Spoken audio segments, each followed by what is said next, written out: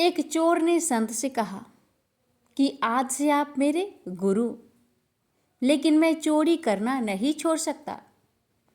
गुरु ने कहा, अब से तुम सभी महिलाओं को माता और बहन मानना। गुरु का स्थान देवी देवताओं से भी ऊपर माना गया है।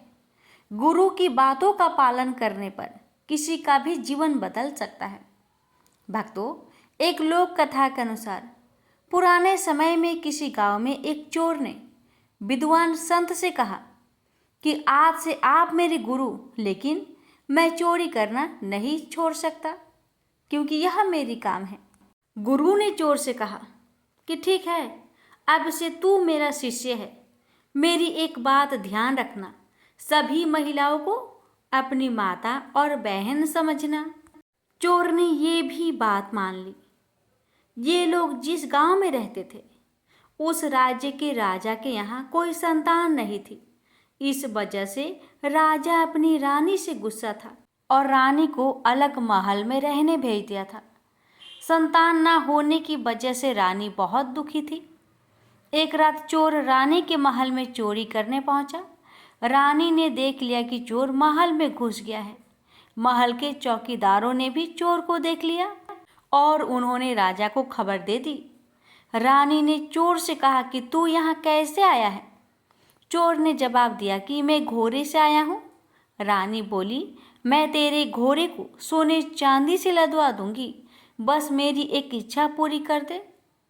चोर को अपने गुरु की बात याद थी। वह भागा नहीं। उसने कहा कि आप तो मेरी माँ के समान हैं। मुझे पुत्र समझकर अपनी इच्छा बताए। मैं चोर हूँ, लेकिन मेरे बस में होगा तो मैं जरूर पूरी करूँगा। राजा ये सब बातें सुन रहा था। चोर की अच्छी बातें सुनकर बहुत खुश हुआ। उसने चोर को दरबार में बुलाया और कहा कि मैं तुमसे बहुत प्रसन्न हूँ, तू मांग ले जो चाहता है। चोर ने कहा कि राजन, आप महारानी को आपसे अपने महल में रखे, उन्हें दुख ना दे। राजा ने चोर की बात मान ली।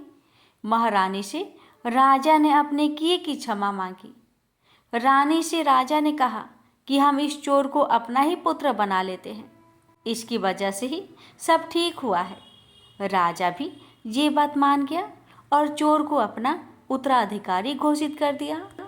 कथा की सीख यह है, गुरु की बातें जीवन में उतारने से किसी का भी जीवन बदल सकता है।